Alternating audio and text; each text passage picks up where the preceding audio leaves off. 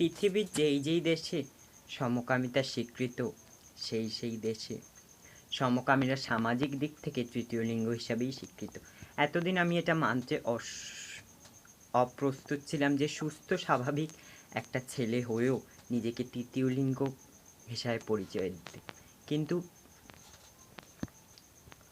কিন্তু শারীরিক দিক থেকে তৃতীয় লিঙ্গ শুধুমাত্র হিজড়া, আর সমাজ আমাদের তৃতীয় লিঙ্গ হিসাবেই মানবে, এছাড়া মানবে না। তাই সামাজিক দিক থেকে তৃতীয় লিঙ্গ হিসাবে আমাদেরও নিজেদের পরিচয় দিতে হবে।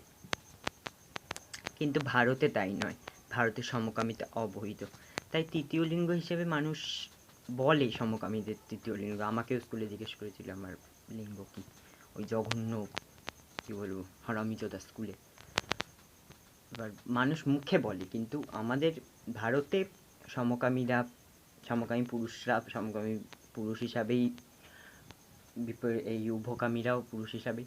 আর এমনি সমকামী পুরুষদের মস্তিষ্ক আর ওই বিপরীতকামী নারীর মস্তিষ্ক এক, এটা বিশ্ব স্বাস্থ্য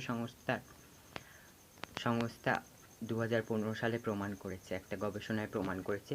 আর বিপরীতকামী পুরুষের মস্তিষ্ক আর সমকামী নারীর মস্তিষ্ক এক, এটাও প্রমাণ করেছে।